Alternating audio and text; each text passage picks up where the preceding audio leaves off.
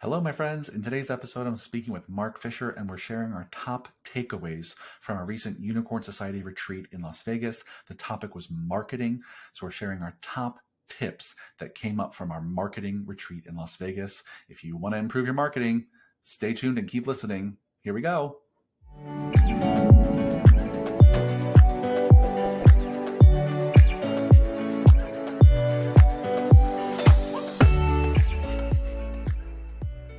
Hello, fitness business nerds. What's up? Welcome to another episode of the Business for Unicorns podcast. And today I'm here with none other than Mark Fisher. What's up, my friend? Nothing much. I can hear my baby daughter babbling to get grandma's attention downstairs, which is something none of you can hear, but delightful for me. That's my background. I hope they can. I hope they can. It really just warms up the podcast. Or we can have Rosemary just add it in post. It's like ba.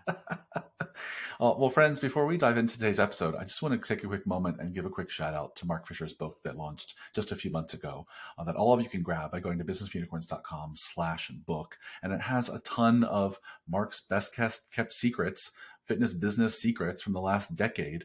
And you all should read it. Everyone who I know who has read it, and I've asked for their honest feedback, have told me there's been so many great takeaways. So don't wait. Go grab it. businessforunicorns.com/book. Fisher, anything you want to say about your book?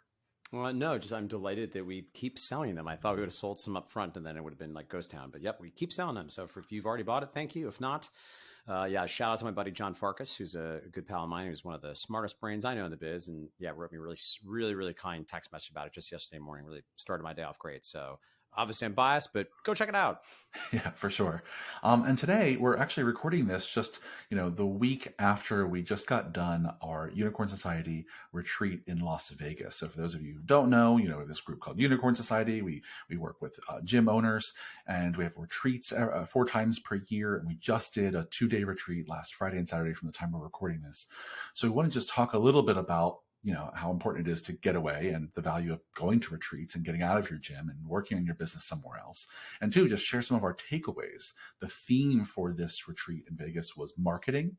And so we had a whole day of speakers one day, all on the topic of marketing. And I know Mark and I both had a ton of takeaways from the other speakers that day. And so we want to share a little bit of that. Before we get into the content, Fisher, I just want to say a little bit about, I know that we've really tried to prioritize for almost all of our partnership, getting out of the building, getting out of the gym to do work on the business from time to time. Can you just talk a little bit about how meaningful that's been to you and us?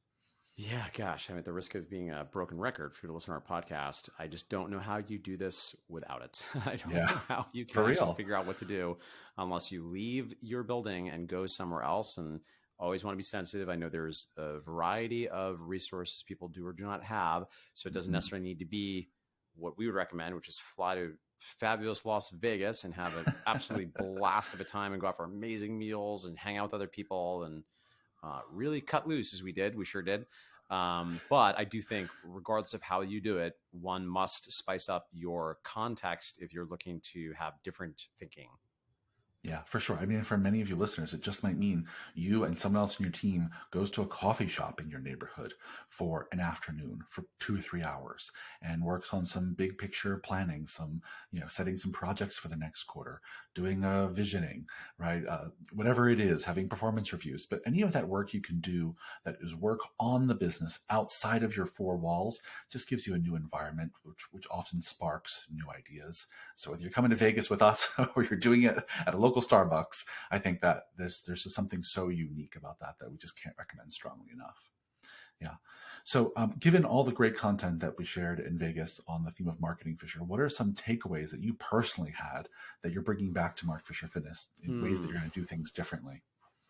Yeah, I think one thing that feels like an opportunity is our beloved pal Mateo Lopez from Kilo, which is our preferred vendor for websites, did a talk specifically on Google and how to rank in Google. And the one specific takeaway I had is that it's probably time to go back and look at our Google Business Profile. I think it's called now. They keep changing the name. It was Google My Business. Now I think it's Google Business Profile.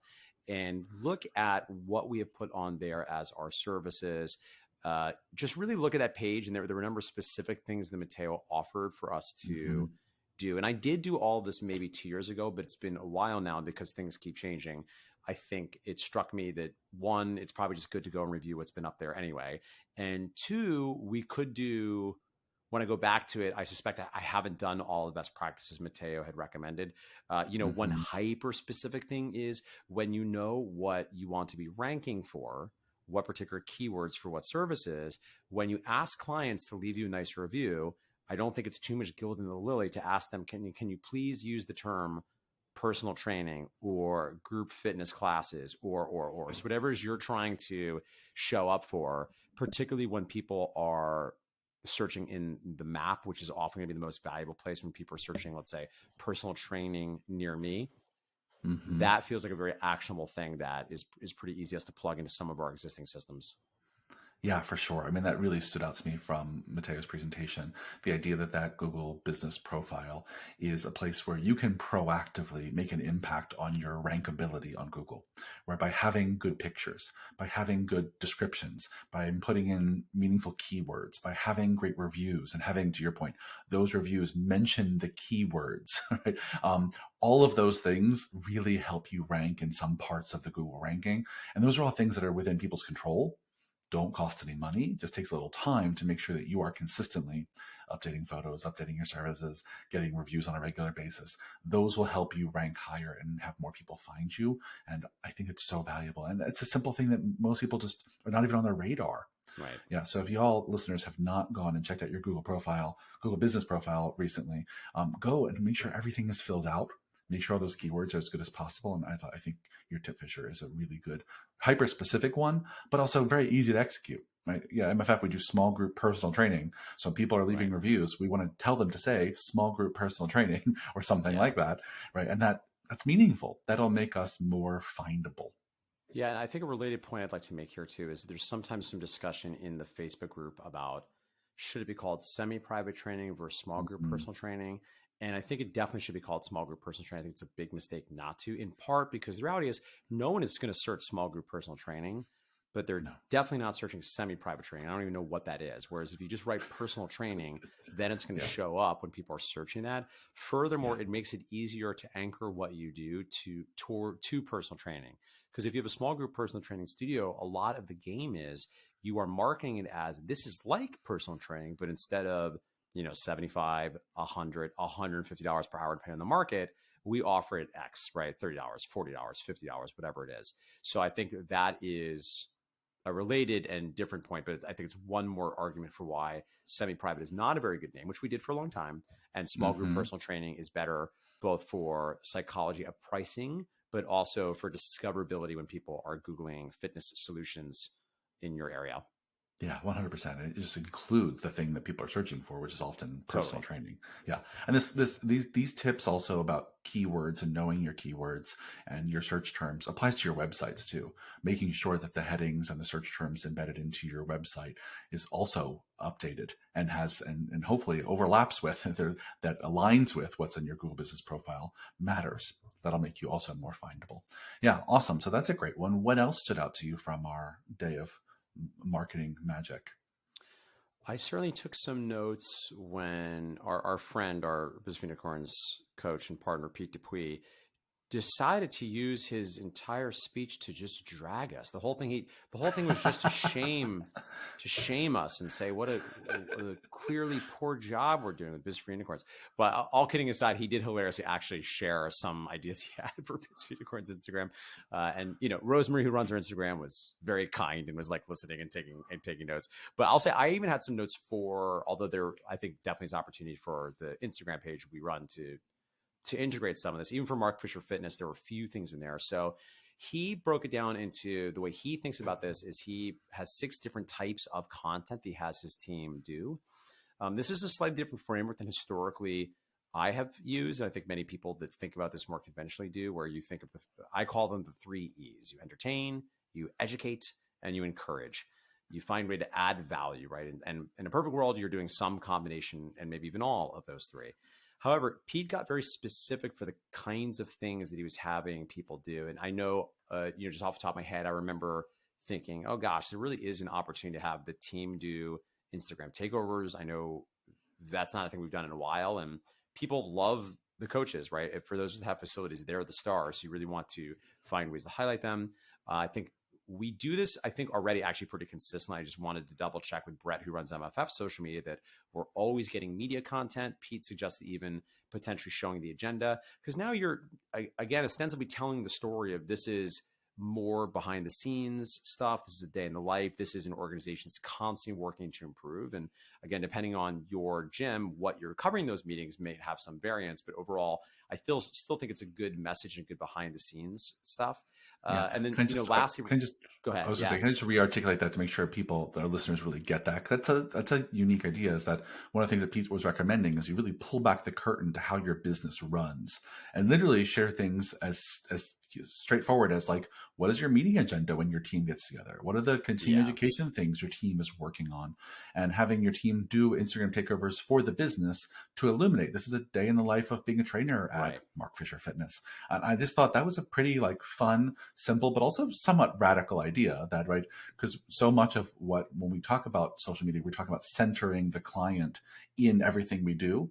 And in many ways, peeling back the curtain on the business is centering us. But I think it's in a way, the way that Pete was talking about it is a way that makes us feel more accessible, more transparent, right? More real, right? Instead of putting us just up on a pedestal. It's like saying, look, we're real people with jobs and come here every day. And this is what our life is like. This is how we're leveling up as a team. So I thought that was really, really pretty brilliant. Sorry, keep on going. I interrupted you.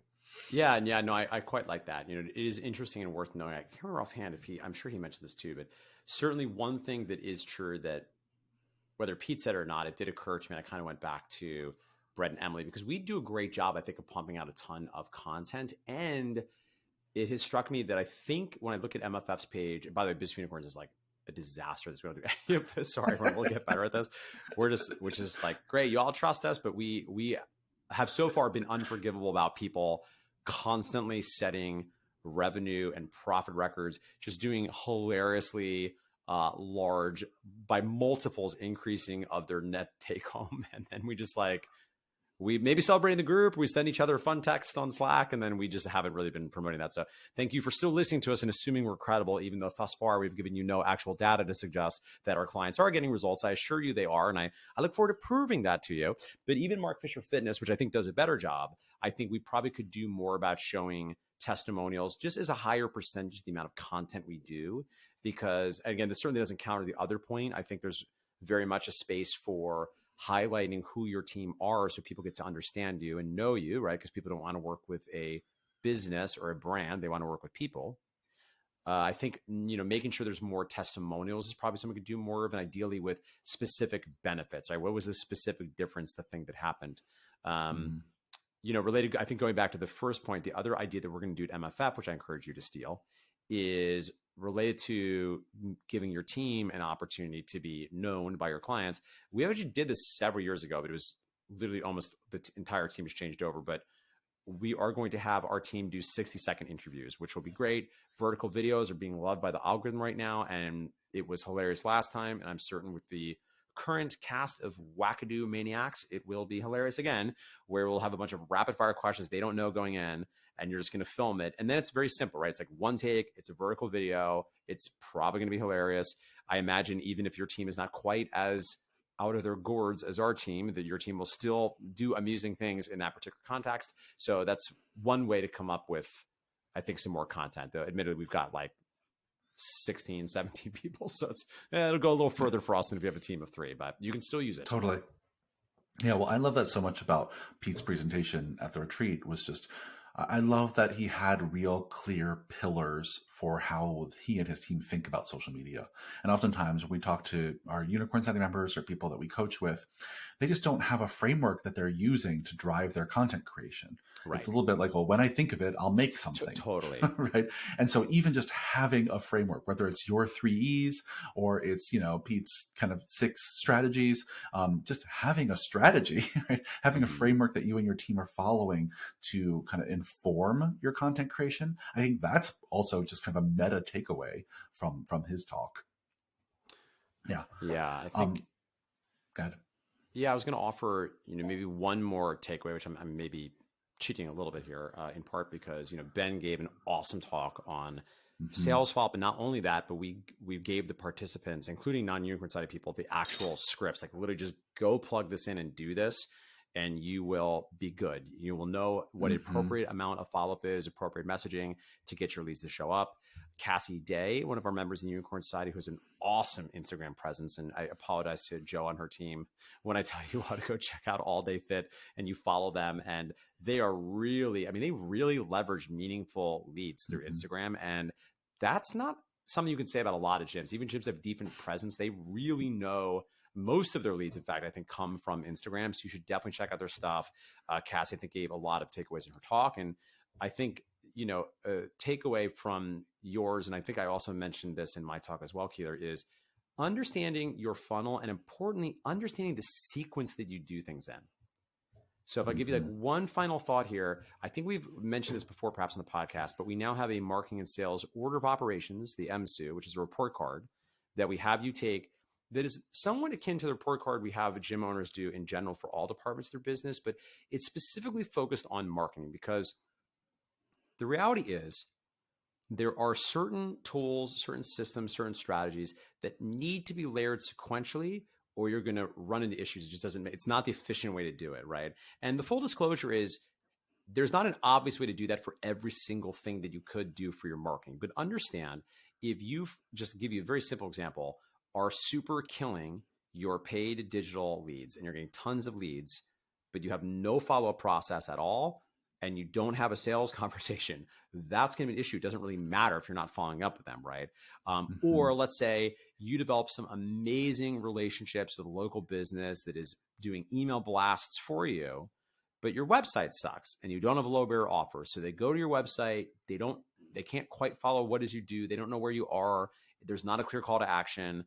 And there's no obvious do this thing first that's a reasonably low enough barrier offer that you'll take some action, even though you don't quite know us from Adam just yet. So I do think we need to be methodical in about how we do this. And oftentimes I think these decisions are made in some cases completely randomly, and at worst, really just based on what the owner is most interested in working on at that given moment, rather than in a methodical way. And I think that just has to be part of your calculus as far as you choose what to do, right? Because the ultimate constraint is time. And the challenge that I think a lot of owners run into is there's a lot of chicken and the egg. There's a lot of things that all need to happen. And sometimes it can feel confusing what to do when. That's part of how we are building all of the Unicorn Society, our entire coaching program, is to make it as algorithmic as we can. We're the first to meet. Listen, this is not completely science. This is not exactly math. But for the most part, there are some things that are clearly going to want to precede other things. And a huge, I think, up level for us is now having a very clear order of operations for marketing and sales. So when you fill that out, it's going to become pretty obvious. And you can, you know, if you're a Unicorn Society member, you talk with me or Keeler or Pete or Ben, and we'll help you figure out, okay, do this thing next. Don't even worry about these other things. Just get this done, because this is the thing that is the next thing you must solve. Yeah. I agree 100%. I think it's so critical. Let me just go back and kind of recap and add some commentary to what you shared. Number one is, I think listeners, if you're not following Cassie and her team at All Day Fit, they're a Toronto-based fitness company. They do great work on social media. And I think one of the things that Cassie and her team does so well is they're not just posting great content about the team and their clients, but they're also following up with everyone who engages. They will DM every single person who comments or likes or shares their content. And that's where the rubber starts to meet the road. That's how you actually drive people from being a passive follower to engaging with you and becoming a real hot lead. So I think that's the thing that I think Cassie and your team does so well. And so while, again, I feel bad for their social media team that we're going to ask them to gym owners to go follow them. Sorry, but I think they're a great example of that. And her presentation was all about how they do it. Same thing with Ben's presentation, I think, was fantastic. And the thing that I think our listeners can take away from that, I think, is applicable to everyone, is you're probably just not following up with your leads enough. Yeah. You're probably just not following up enough. And you probably don't have a script that you're following consistently. Many people that we talk to are just kind of winging it. They're following up almost every day or every other day-ish when they remember, if there's time, if the person feels still warm, if they haven't written them off yet. And so I think you just got to get rid of all those ifs and the wishy-washy approach and just say, nope, when we have a lead, we follow up every day for 10 days and sometimes twice a day, right? Like you have to just commit to a system. And again, Ben gave people system in his talk, but that's the takeaway I think most listeners should take from that idea is like, you're just not doing it enough or consistently enough. Yeah. If I can offer one contextualization for gym owners is this is the difference between going to the gym and just doing completely random things versus having a program. Yeah. And it doesn't need to be our program, though it'd probably behoove you if it is. I think it's probably pretty good. The key thing is you have some systematic thing you do for the same reason that with our clients, they're usually not going to succeed if they're completely winging it, in part just because there's friction, there's inherent brain drain. If you're having in real time to figure out what to do and make these decisions, that's why I pay a lot of money every month for a coach. I know how to design a program. I do this a long time, but I don't want to think about it. I just give Mike T. Nelson money, and then I just do what he says, right? And it just prevents me from being like, do I do another set? Do I do one last set? Should I be doing some more arms? Maybe I need to do some more hamstrings. I don't want to think about it, right? And I think you can do that for yourself by, and it doesn't, again, you can create your own. I'm not saying you necessarily need to use ours, but I think that's another an underappreciated cognitive benefit of running a play rather than riffing and always kind of doing what feels like the right move and constantly second guessing yourself. It takes so much energy to feel like you're just reinventing the wheel every day. Like, well, what am I going to do today? Well, you don't think about what you're going to do. Just do the thing you decided to do. Right? And I think it's easier said than done, but all too often, especially when we talk to new people joining Unicorn Society, I'll ask them, okay, when someone becomes a lead and opts into your website, tell me how you follow up with them. Well, they'll say, well, I'll try to call them or text them within the first day or two, which is great. Should be sooner. But then I'll say, okay, then when they don't answer and don't respond, what do you do?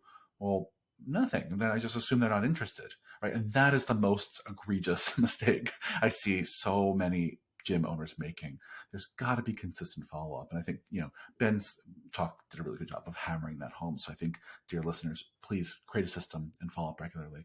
And the last thing I think I want to just is the idea that like the order in which you build your marketing funnel matters. There's some things you should do first. Right. And on the list that we shared in my presentation, but we made this process together, was you have to know who your avatar is. You have to have a great low barrier offer. You have to have a website that is designed to convert. You have, you have to have a sales conversation that's scripted and rehearsed, right? If you don't have some of those things in place, it doesn't matter what the rest of it is. You can have the best partnerships, the best ad agency working with you, the best people coming into your funnel. But if the main components of the funnel just suck, you're going to be wasting a lot of time. So like the order of operations is so critical. Again, you don't have to use ours, right? Certainly we want you to join Unicorn Society, come use ours. But if you don't, at least understand that you have to start with the essential building blocks first. And too many people are putting the cart before the horse. Yeah. What else? I guess we have maybe a minute or two more. Any other takeaways from our marketing retreat, Fisher, you didn't get to share yet? I think those are the most important things. The one thing I do maybe feel compelled to share is if this is of interest and you've been thinking about doing the Unicorn Society, we are going to be reaching our limit, we think, soon. We don't know exactly when. Now, obviously, these types of things, there's always going to be attrition. But we are going to probably in the near future be moving to a 1 in, 1 out model. So I would just implore you, if this sounds good, if you've been thinking about doing it, please do get on the wait list now, because that's how we're prioritizing who's going to be getting in. And we do anticipate at the current rate of growth that likely within the very near future, probably no later than July, we'll probably be at a wait list. So if you're interested in joining us, please get on that wait list, or at least have a conversation with us, even if now is not the exact right time, just so we can sort of figure out where you might fall in that order, and you can get preference once space opens up, if and when there's attrition. But also people tend to stick around. So I don't know what we're going to do. We're going to figure it out. Yeah, for sure. Yeah, we're committed to keeping the. We're gonna miss you. You're gonna come to retreats with extra size. Spots, I guess. That's true. But you can do that just by going to businessunicorns.com, click work with us. There's a page about Unicorn Society that explains more about what it is, and there's a chance for you to join the wait list if we're not in an open enrollment period. But to Mark's point, we are going to be at capacity and moving to a 1 in, 1 out model, and that's probably going to happen soon. Literally, I was having a conversation with Ben today about we have more people on the wait list and in line than we can really talk to at the moment, and so get on there so we can talk to you soon. But this was a great conversation. I think it was a great recap. In fact, it really did spark for me a lot of things, takeaways from our retreat that I want to keep making sure we're talking about with Unicorn Society members. And certainly I know you're going to implement a lot of this stuff at MFF immediately. Yeah. So great chat. Awesome. Well, if this was valuable to you, dear listeners, please leave us a 5-star review everywhere you listen, and then email us. Let us know what topics you want us to cover next, or what guests you want us to have on the podcast next. My email is michael@businessofunicorns.com. Mark's is mark@businessofunicorns.com. And don't forget to go get Mark's book at businessofunicorns.com/book. Thanks for a great chat, Fisher. See you on the next one. Bye.